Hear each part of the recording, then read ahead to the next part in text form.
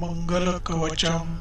अस्य श्रीमङ्गलकवचस्तोत्रमन्त्रस्य कश्यप ऋषिः अनुष्टुप् छन्दः अंगारको देवता भौमपीडा परिहारार्थं जपे विनियोगः। रक्तांबरो रक्तवपुः किरीटी चतुर्भुजो मेषगमो गदावृत धरासूतः शक्तिधरश्च शूली सदा मम स्यात् वरदः प्रशान्तः। अंगारकः शिरो रक्षेन् मूकं वै धरणीसुतः शर्वौ रक्तांबरः पातु नेत्रे मे रक्तलोचनः।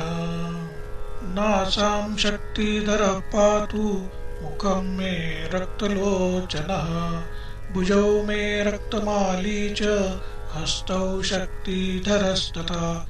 वक्षः पातु वराङ्गश्च हृदयं पातु लोहितः। कटिं मे गृहराजश्च मुखं चैव धरासुतः।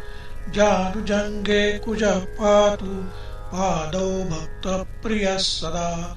सर्वाण्यानि चाङ्गानि रक्षेन्मे मेषवाहनः।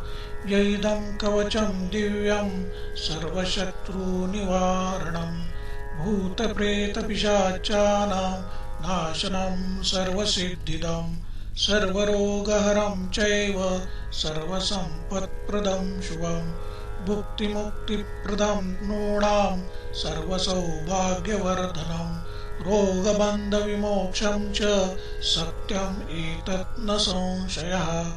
इति श्रीमार्कण्डेय पुराणे मङ्गलकवचं सम्पूर्णम्।